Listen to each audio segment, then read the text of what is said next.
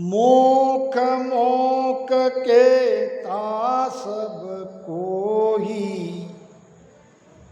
सो ओ मार्ग होई। सो प्रगट किया हम जुग में, निरख परख लो सोई। मोख मोक केता सब कोई, कौन कहते हैं? सभी भक्ति मार्ग वाले, सभी पंथी कहते हैं कि हमारे भी पंथ में मोक्ष की ही बात कही है। तो सब कहते हैं कि हमने मोक्ष का ही रास्ता पकड़ा है। अब सवाल यह है, मोक्ष क्या है? मोक्ष किसे कहते हैं? मोक्ष किसका होना है? ये बातें आएगी कि नहीं? पहले तो मोक्ष की व्याख्या क्या है? मोक्ष का अर्थ है बंधन से मुक्त होना। मोक्ष का अर्थ क्या है? बंधन से मुक्त होना। कहते हैं कि एक जगह कहीं सत्संग चल रही थी और जिस रास्ते से वो साधु संत और लोग सत्संग में जाते थे, वहाँ एक घर था, उस घर में एक तोता पाल रखा था उस व्यक्ति ने, और तोते को पढ़ाया गया था राम राम राम राम, और तोता राम राम भी कहता था। अब आने जाने वाले सभी लोगों को बड़ा आश्चर्य होता कि तोता सबको राम राम राम राम कहता है, तोता मनुष्य जवान जैसी ही बोली बोलता है। अब एक दिन किसी संतों को उसने पूछा कि तुम रोज सत्संग में जाते हो, तो मेरी मुक्ति के बारे में पूछ के आओ। अब संत ने कहा, तुम्हारा क्या पूछना है? मुक्ति का मार्ग तो तुमने धारण नहीं किया है।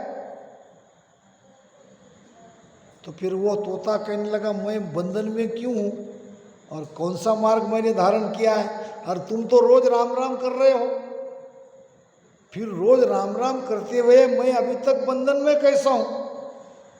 मुझे तो बंधन मुक्त हो जाना चाहिए था। राम नाम बिन मोक्ष न पहुंचे, नाम संचय नर देई, और मृत्यु लोक बिन साधन निपजे, कीजो राम स्नेही। उसने पूछा, ये पंडित इधर आओ।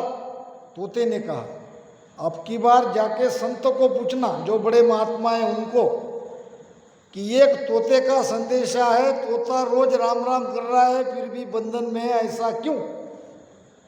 बंधन से मुक्त होने का उपाय क्या है, ये पूछ के आओ। मैं ये बंधन से निकलना चाहता हूं। मोक्ष की व्याख्या है बंधन से मुक्त होना। बहु बंधन से बंध गया एक बेचारा जीव। ये जीव बहुबंधन से बंधा हुआ है। जीव को किसने बांधा है? जीव को बांधा है माया ने। माया घेरो जीव को बहुविध कला बनाए। माया ने कई कला से इस जीव को बांध के रखा है। बंधन है त्रिगुणी माया का। अब दू जब हम तोड़ी तिरगुण माया, जब हम जुग में जोगी कहाया। ये त्रिगुणी माया के बंधन को तोड़ने का नाम ही मोक्ष है। फिर वो विद्वान पंडितों ने जाके उस महात्मा को पूछा कि एक तोते ने आपके लिए एक प्रश्न उनका है और उसका जवाब आपको देना है। तो संत ने कहा कि सत्संग होने के बाद तुम पूछना, मैं जवाब दूंगा। सत्संग होने के बाद फिर कहा प्रश्न, अब पूछो भाई क्या प्रश्न है? तो तोता कहता है कि मैं रोज राम राम कर रहा हूं, फिर भी मैं मुक्त क्यों नहीं हो रहा? अब इतना सुनते ही संत एकदम नीचे गिर गए। नीचे गिर गए और लोग सोचने लगे ये क्या हो गया। जिसने प्रश्न पूछा था उसको डांटने लगे, तुम्हारे प्रश्न में ही कोई गड़बड़ी है।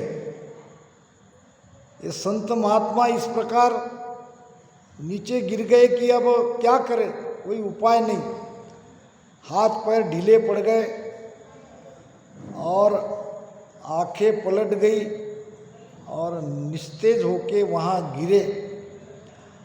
अब सब वो भाग गया प्रश्न पूछने वाला।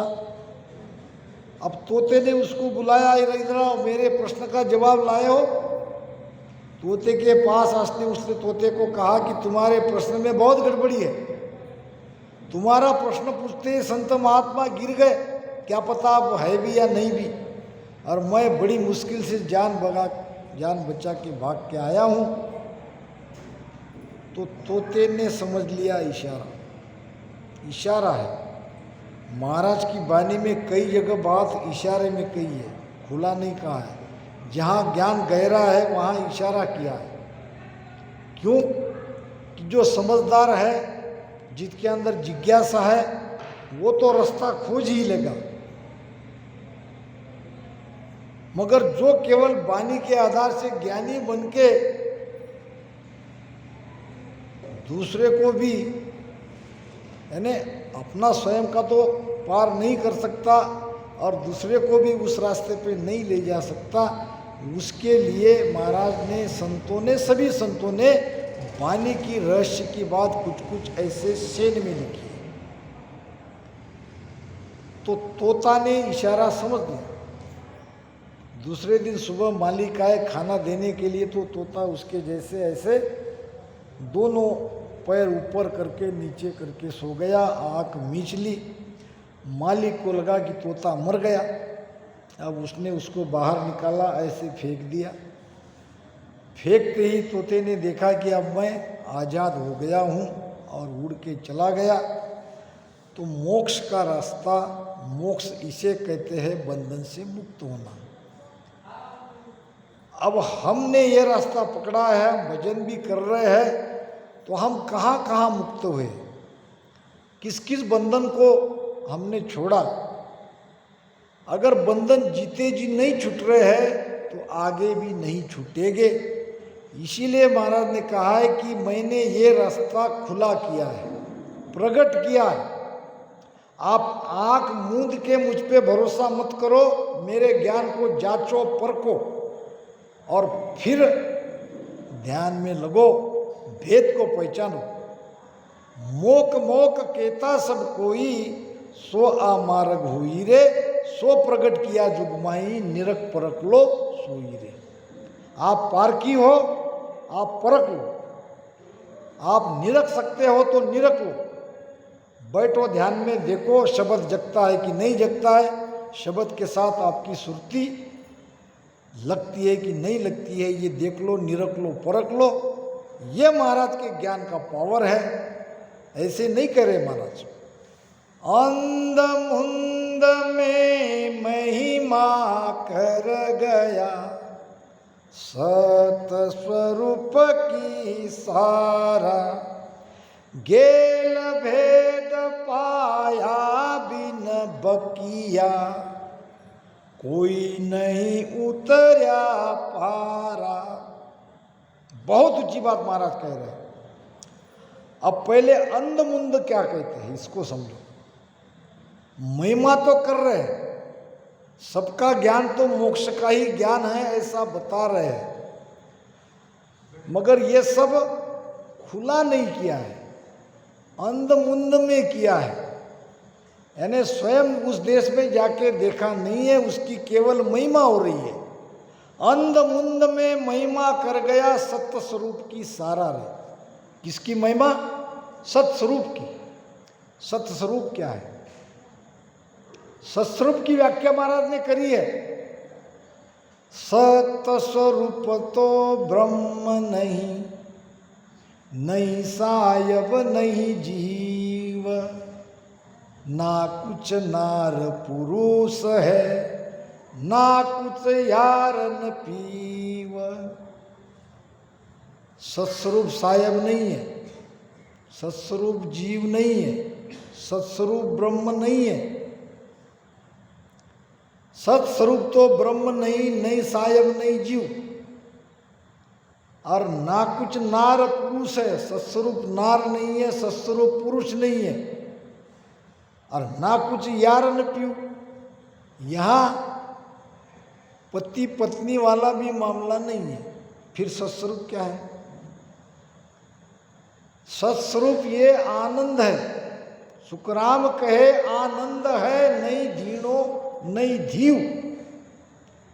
ये तो एक आनंद है, ऐसा आनंद है जहाँ कुछ करना कराना कुछ नहीं है। धीणो और धीव को समझे क्या?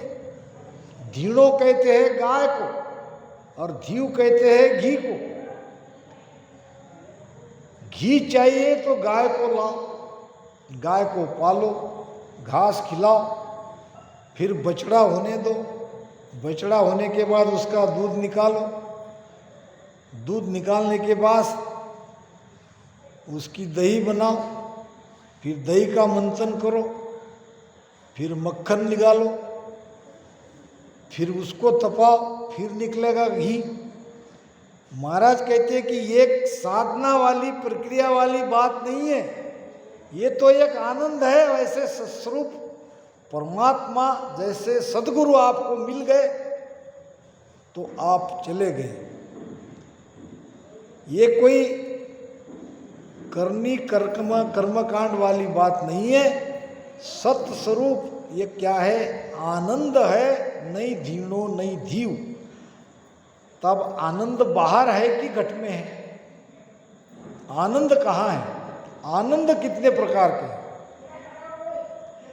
एक है विषयानंद, विषय का सुख जब लेते हैं तब आनंद आता है। विषयानंद कैसा है? कुछ पल का है, कुछ समय के लिए आनंद है। खाने की इच्छा हो गई, मीठा खाने की, गुलाब जामुन पेड़ा हमारे सुबह खाए थे कुंजीलाल भाई के यहाँ, खा लिया, थोड़ी देर में आनंद गायब, क्योंकि वो आनंद क्षणिक है। विषयों का आनंद क्षणिक है। ये है विषयानंद। बार बार वो आनंद लेने की चाहना मन में बनी रहती है, ये है विषयानंद। ये है मायानंद। माया आई ता दिनारे आनंद अंग अपार, और पाछे सायब मांगिया रे रोवे घर घर बार। एकाएक धन आता है तो आनंदित हो जाते हैं, जैसा आता है वैसा चला जाता है तो दुखी हो जाते हैं। तो यह है माया का आनंद। जब तक है तब तक खुशी है, जब तक नहीं चली गई तो दुखी। ये है ब्रह्मानंद, जहाँ सुख नहीं है दुख नहीं है, वो ब्रह्म का आनंद है। जैसे हम रात में नींद में सोते हैं, बस सेम वैसा ही ब्रह्मानंद है। मायानंद, विषयानंद, ब्रह्मानंद को हम जानते हैं, ये सत्स्वरूप आनंद को हम नहीं जानते। सत्य क्या है? सत्य है जिसका त्रिकाल में नाश नहीं होता। और आनंद को आप जानते ही हो। अब ये शरीर में ही देखना है, बाहर नहीं देखना है। ये शरीर में सत्य क्या है? शरीर में केवल हमारी आत्मा सत्य है, बाकी सब असत है, बाकी सब मिटने वाला है। एक आत्मा है वो मिटती नहीं है, उसका नाश नहीं होता है। तो जो कोई जीते जी अपने स्वरूप में चला जाएगा, अपने आत्मानंद को प्राप्त कर लेगा, वो सत्स्वरूप आनंद पद में है। वही है सत्स्वरूप आनंद पद। महाराज कहते हैं गेल भेद पाया बिन बकिया, कोई नहीं उतरिया पार। अब ये सत्स्वरूप आनंद पद का रास्ता क्या है? इसका रास्ता है सद्गुरु। जागो रासंग नवघट जागे, जागो रासंग नवघट जागे। वे सतगुरु सिर धारो वे सतगुरु सिर धारो वे। ज्ञान ध्यान दो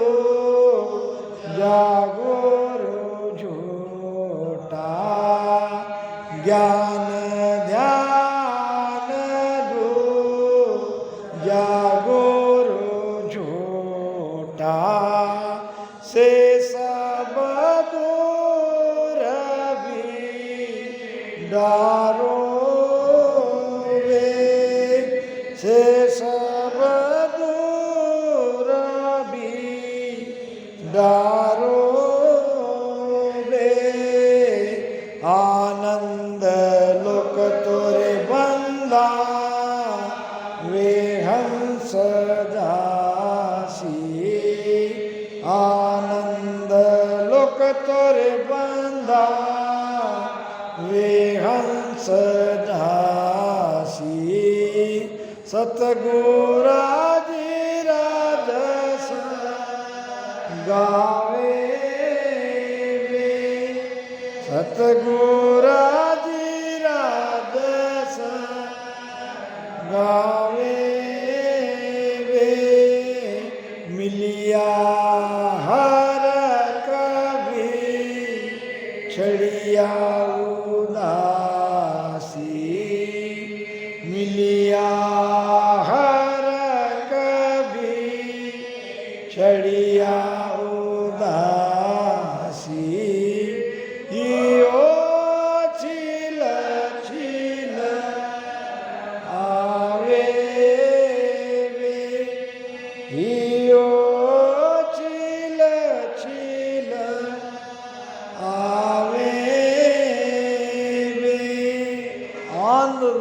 बंदा वे हंस जासी।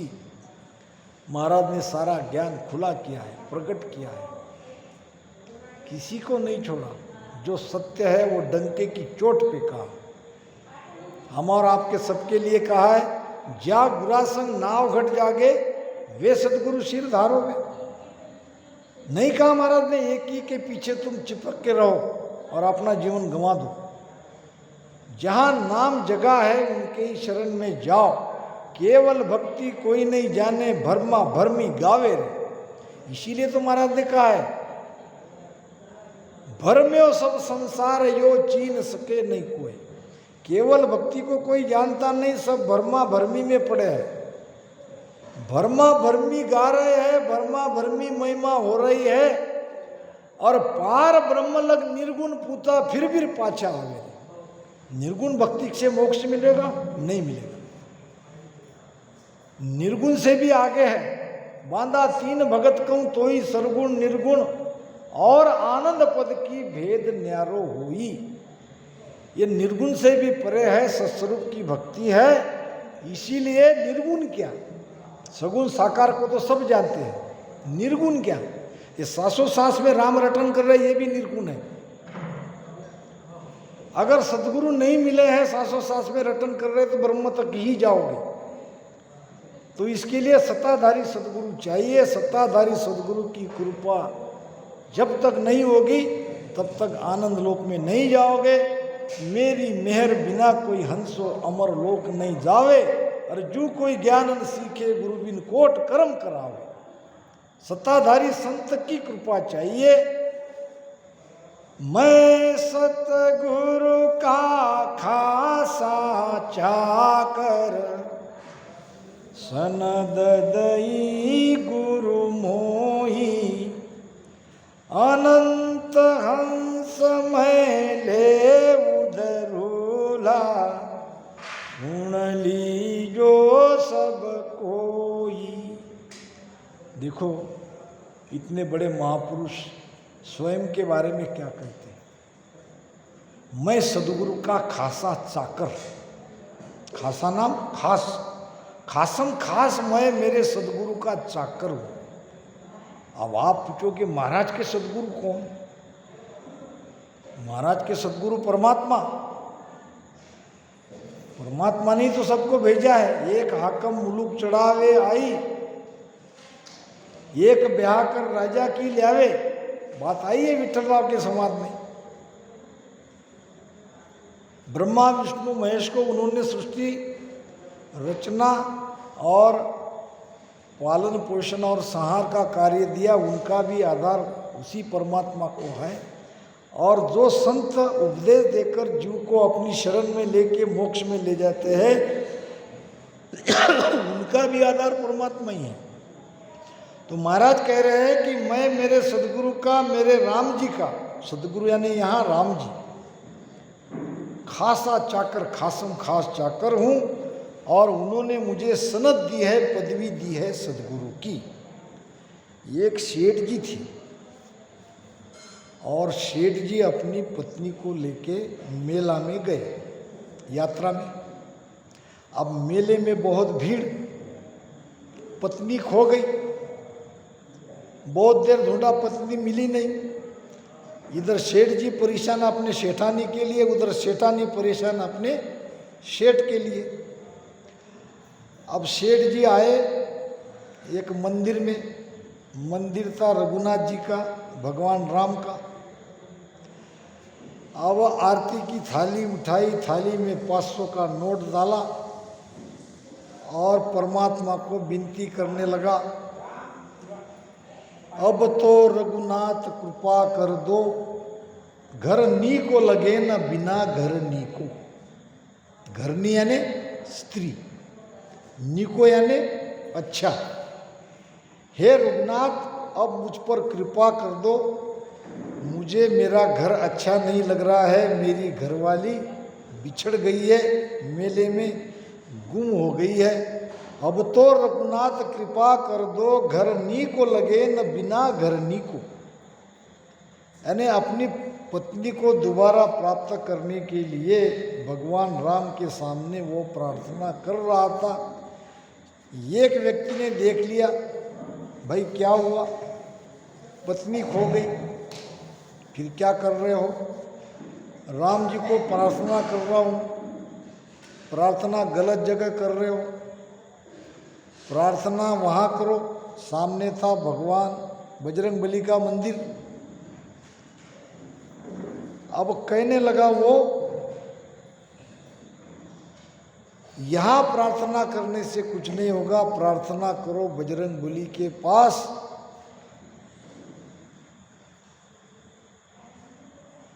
शेठ जी थाल यहाँ ले आओ, कृपा जो करे लला अंजनी को। शेठ जी थाल यहाँ ले आओ, कृपा जो करे लला अंजनी को। अब ये अगर कृपा कर दे तो आप दोबारा अपनी पत्नी का मोक्ष देख सकेगा। कपिराज से प्रीत विनीत करो, फिर से मुख देख सको पत्नी को। क्या कहा? कपिराज यानी बंदर का राजा, कपिराज कहते हैं बजरंगबली को। उस व्यक्ति ने कहा, कपिराज से प्रीत विनीत करो, फिर से मुख देख सको पत्नी को। शेठ जी थाल यहाँ ले आओ, कृपा जो करे लला अंजनी को। वहाँ प्रार्थना करने से कुछ नहीं होगा, प्रार्थना यहाँ करो। शेठ जी ने कहा, ये तो बड़े हैं, अब वो तो उनके नौकर है, दास है, सेवक है, सेवक के सामने प्रार्थना करने लगा रहे हो। उस व्यक्ति ने कहा, बात आपकी सही है, राम जी हनुमान से बड़े हैं, राम जी उनका चाकर है, दास है, मगर विभाग का फर्क है। राम जी के तरफ अलग विभाग है, हनुमान जी के तरफ अलग विभाग है। इसलिए मैं कह रहा हूँ, कपिराज से प्रीत विनीत करो, फिर से मुख देख सको पत्नी को। शेठ जी थाल यहाँ ले आओ, कृपा जो करे लला अंजनी को। आरती की थाली यहाँ लेके आओ। अगर ये अंजनी का पुत्र, अंजनी का लला हनुमान अगर कृपा कर देगा तो आप दोबारा अपने पत्नी का मुख देख सकोगे। अब वो कहने लगा, भाई मुझे तो ये विश्वास नहीं आ रहा। फिर कहा, तेरी पत्नी को मिला दे वो काय? राम जी तुम्हें तुम्हारी पत्नी को कैसे मिलाएगा? तेरी पत्नी को मिलावे काय, जो पतो न लगे सके अपनी को।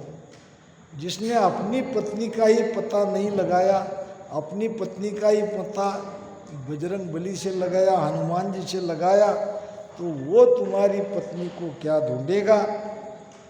पत्नी को ढूंढने का कार्य तो हनुमान जी के तरफ है, तो हनुमान जी से प्रार्थना करो। कहने का मतलब भगवान से भी पावरफुल संत होते हैं।